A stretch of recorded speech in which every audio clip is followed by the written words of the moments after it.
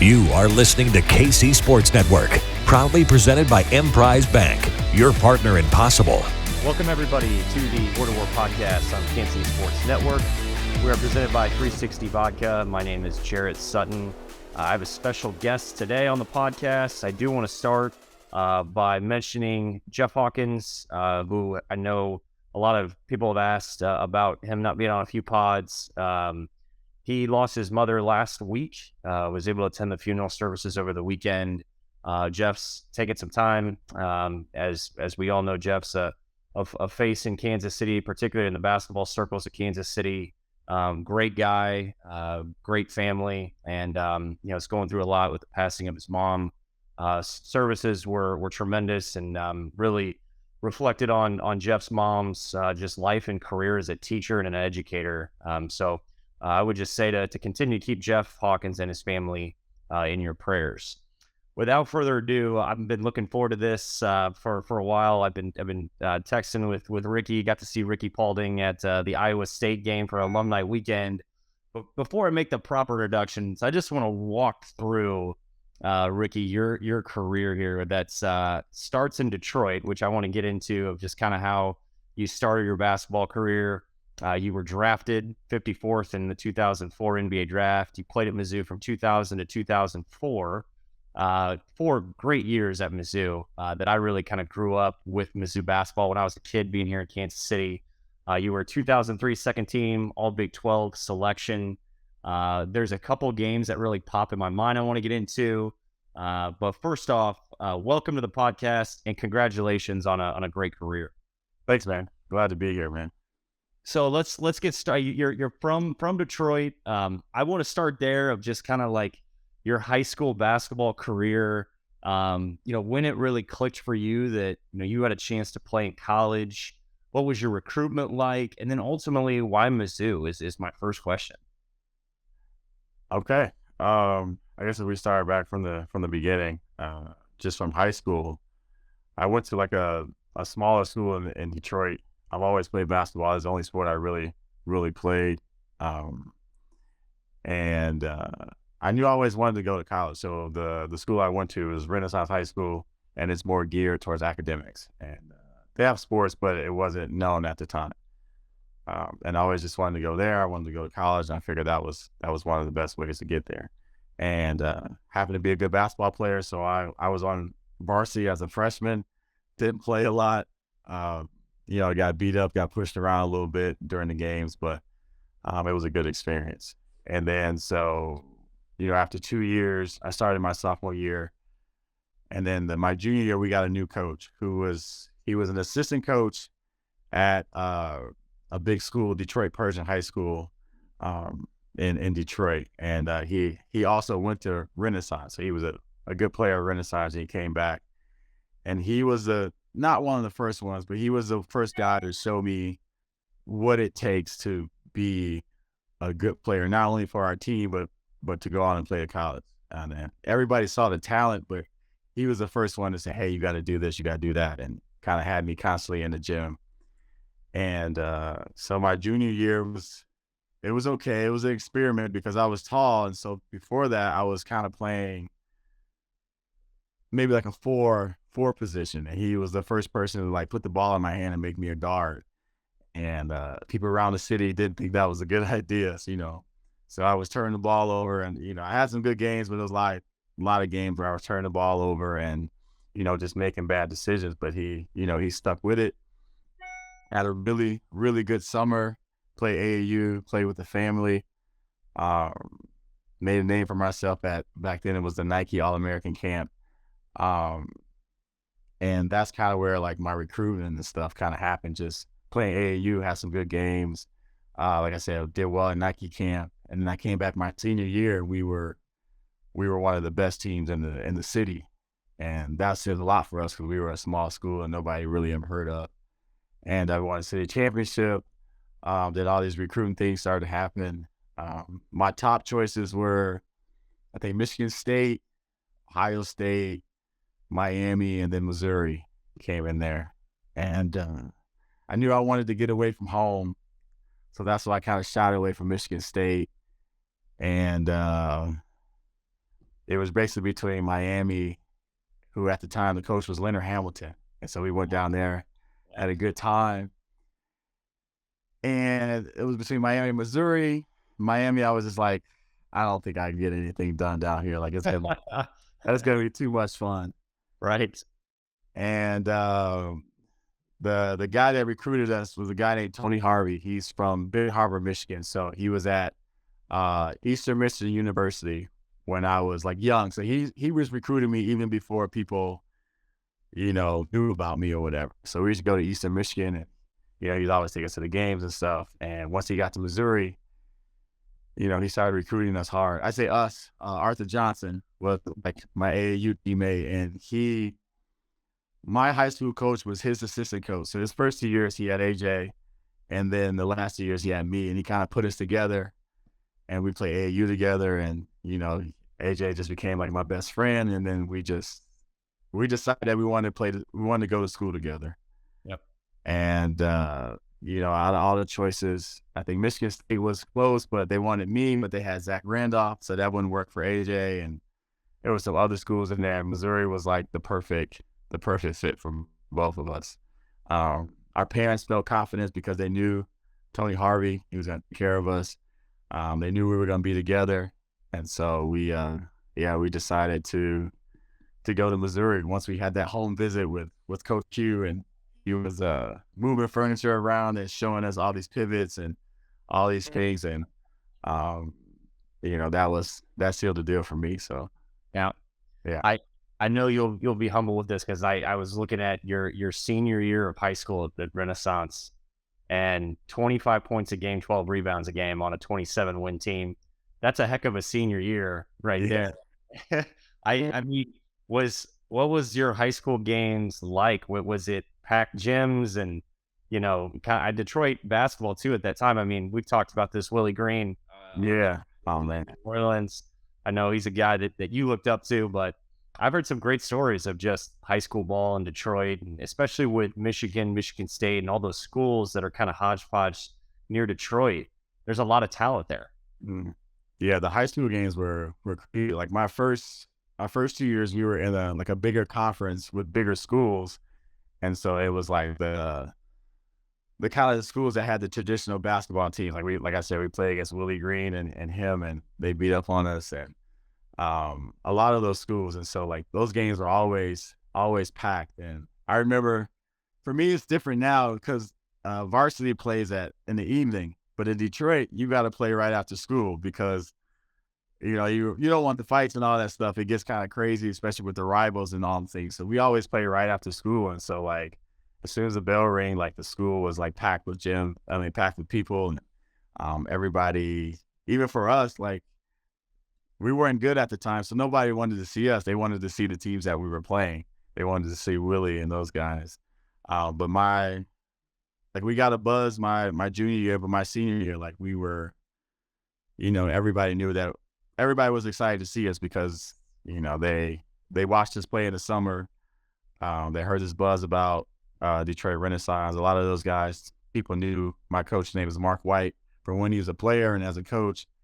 And they were wondering who's this skinny kid, Rickey Paulding, that nobody ever heard of, was putting out these numbers up. So, the games were packed, and it was a lot of fun. So I enjoyed my high school career.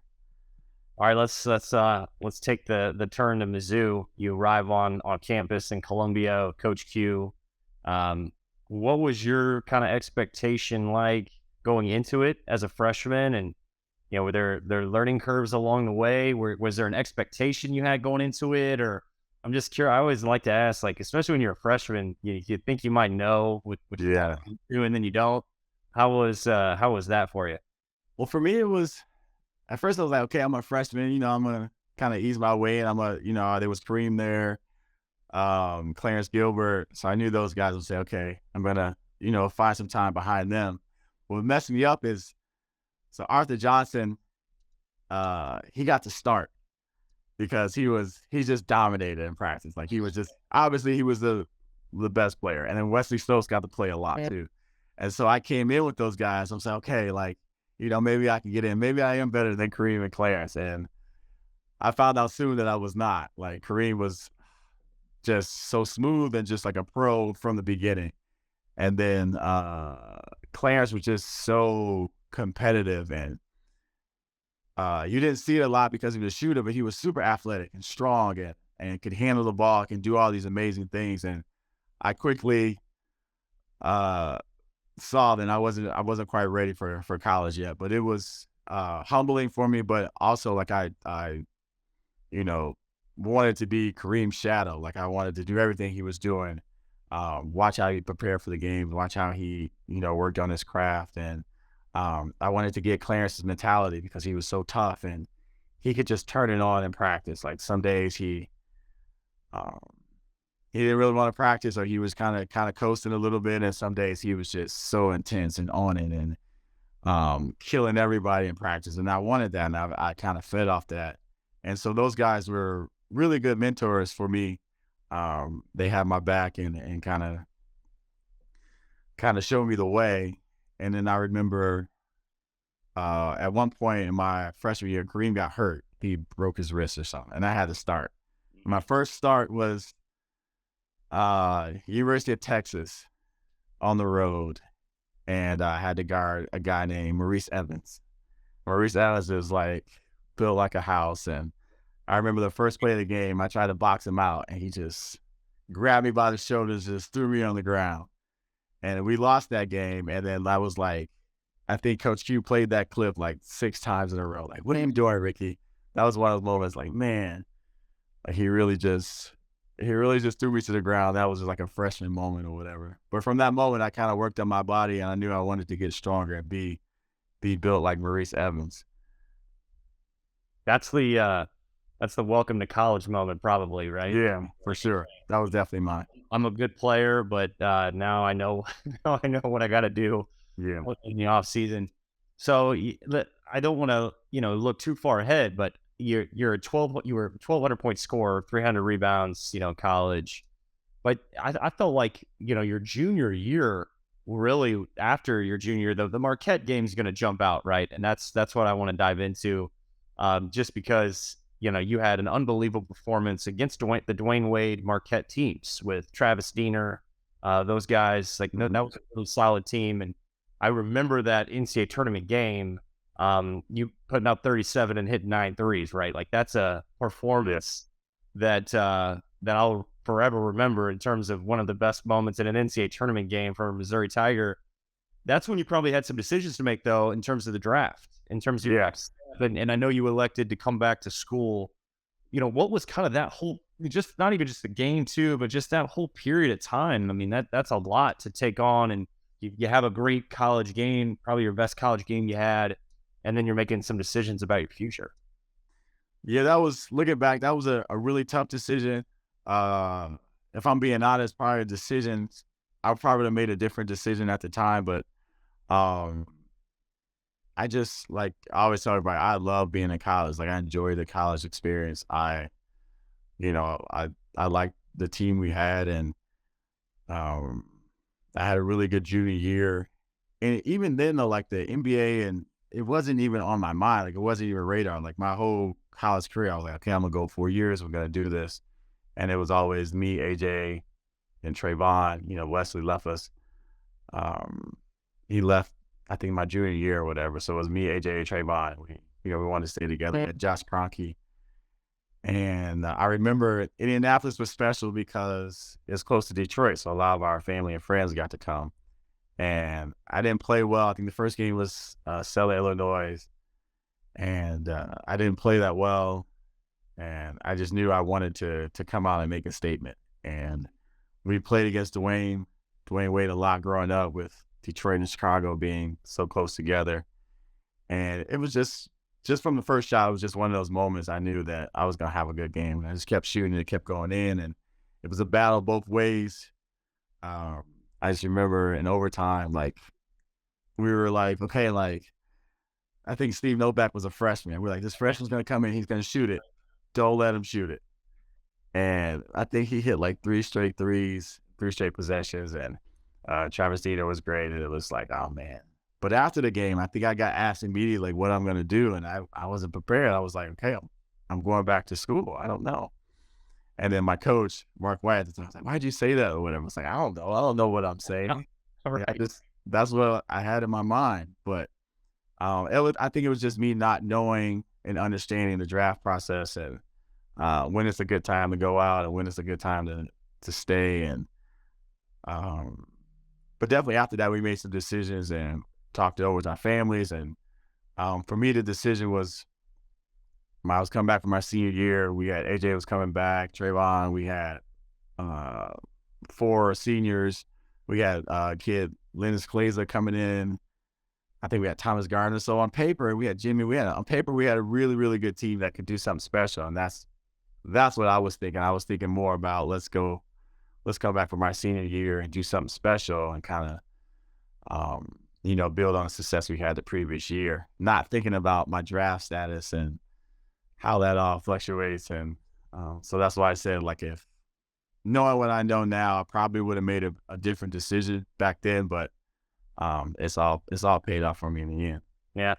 I forgot about Steve Novak too on that team. Another great, great. Oh man, It's a great name to go look back on what a career he had. I had a chance to spend some time with Jason Conley this summer, and he was sharing some stories about just how smart Coach Q was from just the basketball knowledge and his work ethic and how he taught the game. I know you probably think it's no surprise that he ended up getting into the NBA level and being one of the best NBA coaches that there is in the NBA. What's kind of your thoughts on playing for Coach Q and what's it like to see him on an NBA bench and just to see his transformation too of kind of starting back over and going to the D League at the time and going overseas, being on a bench and then being one of the most recognized coaches and taking the Utah Jazz where they went? I had a lot of fun memories from Coach Q. Just what I enjoyed most about Coach Q is when we talked about things other than basketball. Like, he's a very, very smart dude. And I remember, like, we would have like Big 12 Media Day and we'd be, traveling together. And we would always just have all these conversations that wasn't about basketball. And I love talking to him about his experience with playing for Coach K. And I think before Mizzou, he was briefly in the NBA with like Larry Brown, and just like what he learned from all these coaches and how he kind of developed his style. Definitely wasn't surprised that he had the success that he did.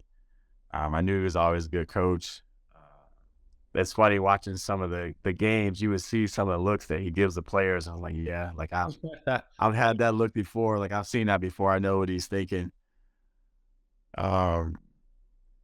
Yeah, just the way that he persevered, and his Mizzou career didn't end the way he wanted to, I'm sure. But and just like you said, him going to the G League and winning there, and I think one time he was in like Russia. Like we've always kind of stayed in touch, and I remember when he was in Russia, we kind of talked a little bit, and just seeing him flourish with the Utah Jazz is just amazing. And unfortunately, I was always overseas, so I never got to watch him, live when he was at Utah. But just staying up to watch some of the games and just seeing him on the court was amazing. And just, I don't know, like he's my coach, but I was always proud, like I played for him or whatever. And so I'm always happy to say that I played for Quin Snyder. Now, I enjoyed talking with you at the alumni weekend. Just I had forgot that you were in Hearnes for your career, not Mizzou Arena. And my first experience in Hearnes, my first Mizzou game was watching you play in those Kansas games. I always tell people too that didn't get a chance maybe to experience Hearnes before Mizzou Arena. That place used to get rowdy and loud. I mean, it was one of the loudest environments that I can remember being in as a kid. What was it like playing in old Hearnes? And just are there any memories or games that jump out? I mean, you had so many highlight reel dunks and moments that Mizzou fans can look back on, but is there any that jump out to you of just great memories that you have? I think the first one was when I was a freshman. We played Iowa State, and I think it was like 4 overtime game or something like that. And I probably played I played for like 2 minutes in that game. It was just, I think Clarence played like some ridiculous amount of minutes and Kareem. And so I remember that game, and that was, and just like the crowd, like they never left. They never, wavered in support. And I remember that experience. I remember my junior year playing, I think we played Oklahoma State. It was another game where I think Oklahoma State was kind of ranked top 10 or something. And they were coming to us, and that was another overtime game where we kind of went back and forth. And just the Hearnes crowd was just amazing. They've always been amazing. And, it's nice to see that Mizzou playing well now, and some of the guys can experience something like that at Mizzou Arena. It's a little bit bigger venue, but I enjoyed my time playing at Hearnes. It was something special. You felt like that history of all those teams before us with Norm Stewart and some of the great players that played there. Like, you kind of feel that in that building. And I'm honored to be the last class to play in there. Yep. So let's fast forward then. You go through, your senior year and enter the draft. You get drafted. I always tell people, if you're a draft pick, in the NBA in the second round, you're a hell of a player. It's so tough to make it in the NBA. Especially just now too. There's just limited spots, and it all depends on opportunity. You get drafted by the Pistons. Just take us through those first few years after Mizzou, because then your career just goes off the rails in just a great way when you go overseas and you become the player you became in Germany for so many years, to play up until a 20-year pro career or something like that. That was that's kind of what jumps out to me, is what was it like to get your pro career started off the ground after college? It was amazing, to be drafted by the Detroit Pistons, my hometown team I grew up watching, to have that moment with my family and my friends and people that supported me from the beginning. That was a very special moment. And unfortunately, it wasn't, I think they had won a championship that year. So me coming back to that team, they had a lot of guys that they didn't have a lot of room for a rookie. And so I decided to go overseas. And my first year was in Jerusalem, and that was a great experience. It's the team Hapoel that I played for, I had a really, really rich history. And it was basketball, but the environment and the fans were kind of sort of like the environment that I experienced in college. Very small arenas and really hectic, loud, crazy fans with flares and all these things. But for me, it was fun. I was getting an opportunity to play basketball for a living and get paid for it, and that's something I always dreamed of. And so there were some down times in there where I thought I should be in the NBA, and I wanted to keep trying, and then you got cut, and things didn't work out the way you wanted to. But I think I just had a moment where I was like, okay, I'm getting to play basketball professionally, and I'm getting paid for it, and I'm getting to see parts of the world that I never thought I would see, never imagined that I would see, and just kind of enjoying it. And so I think about my third year, that was my first year in Germany. I'm putting the NBA to the back, but if they call and I'm ready, if not, I'm going to really 100% focus on going overseas. And that first year in Germany was amazing. We had a good team, had a good coach. And second year we won a championship, and it kind of blossomed in this relationship where we wanted to keep the team together and keep some of the same players. And 15 years later, I end up, retiring there and being part of the history of that club. Yeah. It's funny too, because, I have teammates that went on to play overseas. Ricardo Ratliff's in Korea, and kind of similar to you. He's been over there since, 2013, has citizenship over there, one of the best players in Korea. And Marcus Denman has had a great professional career. Now he's bounced around a little bit. He's kind of most recently. But you hear stories from them sometimes of just spots that they maybe, early on, right out of college, playing overseas. It's all about finding the right spot, right? If you can find the right team, the right organization, and not be kind of pulled in different directions, or sometimes lied to a lot. Yeah. You hear a lot of bad stories about playing overseas. Your experience at Oldenburg in Germany, I mean, to play that many years, your numbers retired.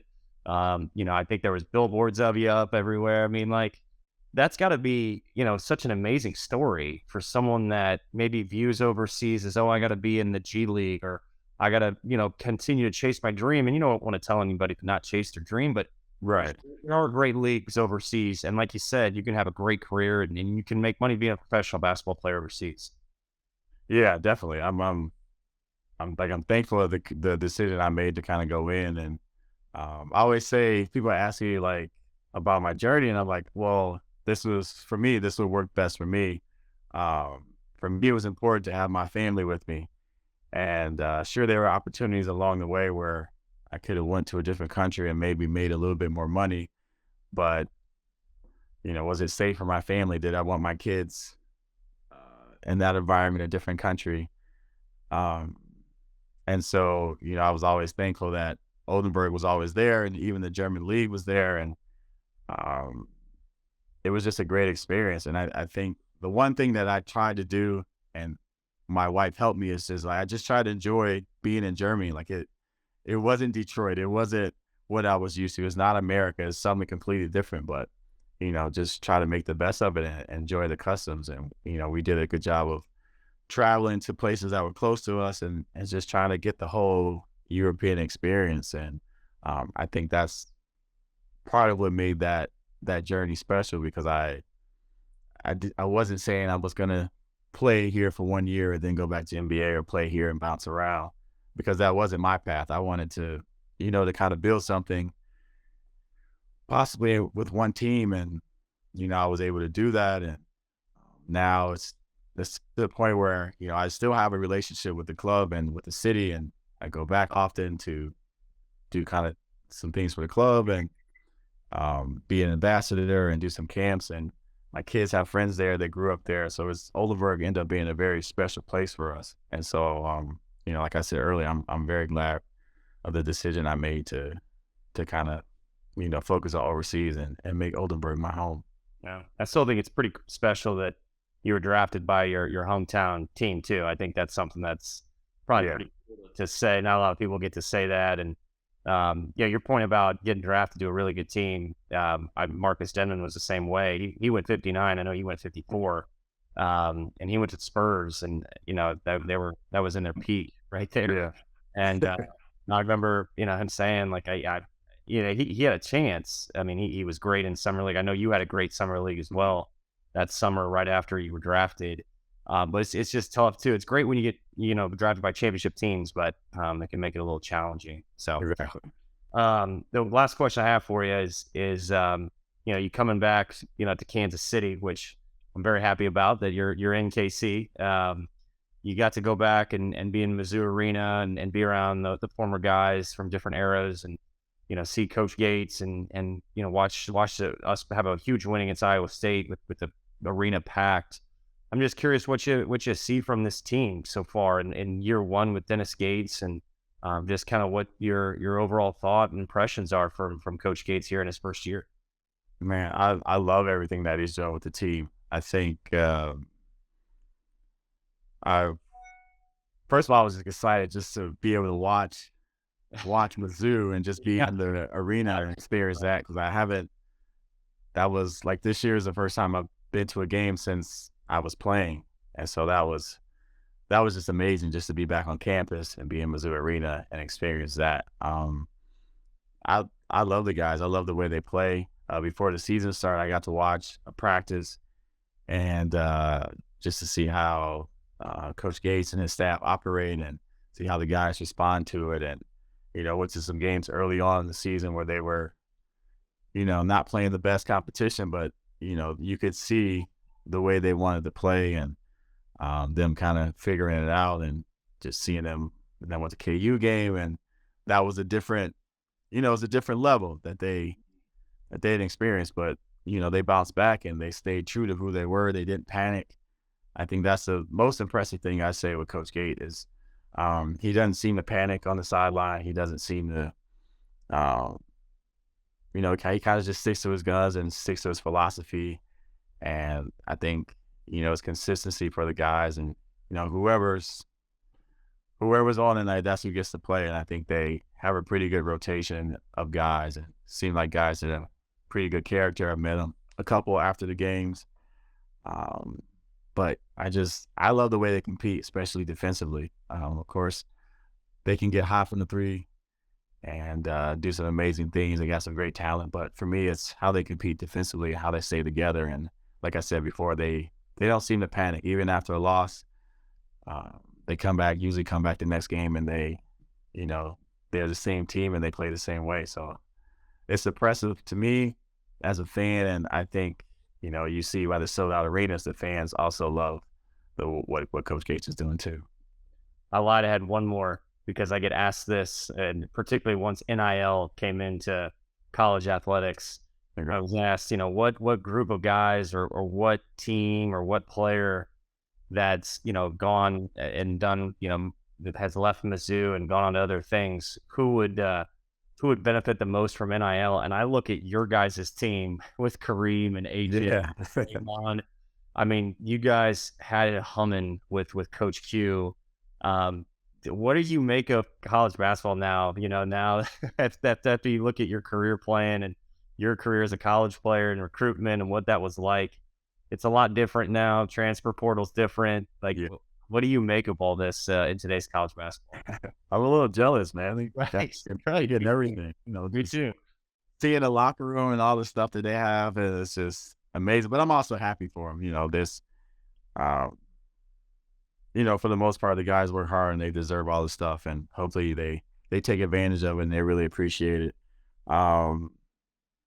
The NIL, I'm on the outside, so I think it can be a positive thing, and I think it can do some good things for the student athletes. I don't know a whole bunch about it.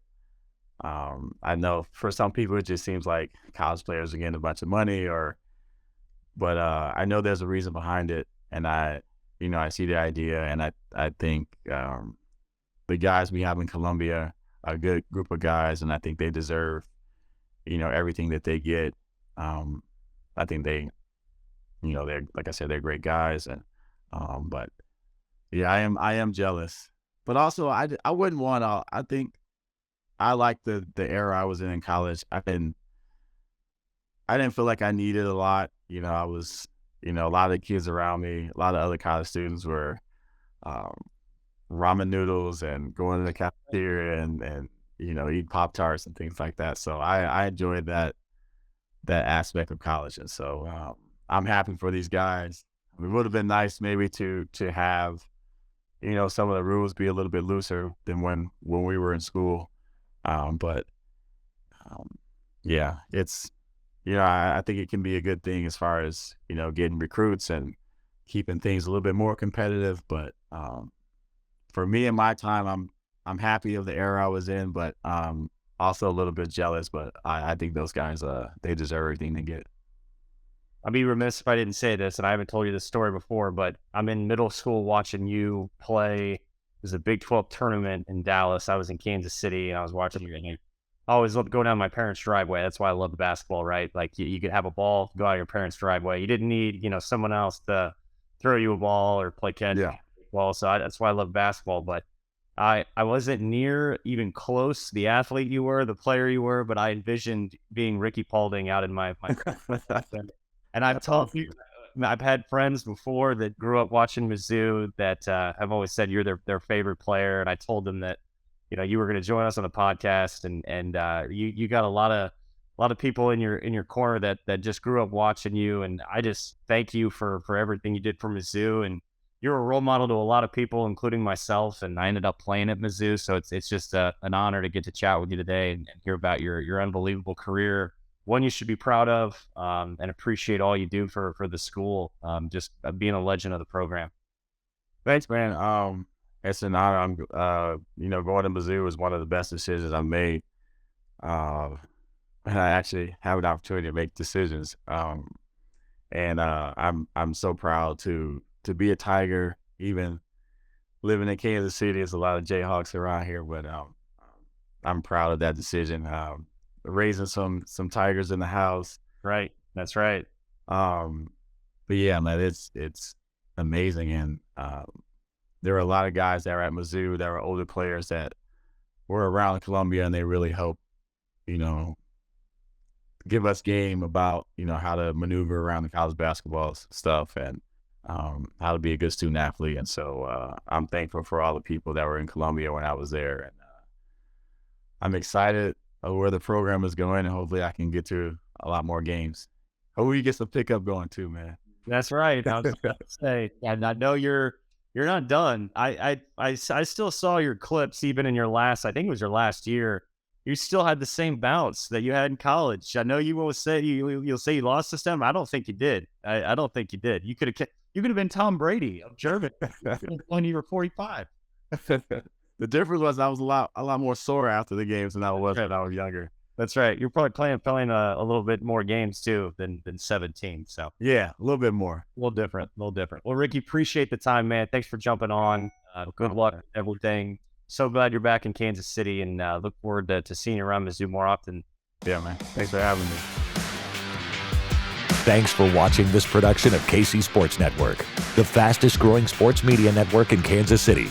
Check out these videos that feature our team of more than 15 former players, insiders, and analysts bringing you the best Chiefs coverage you can find.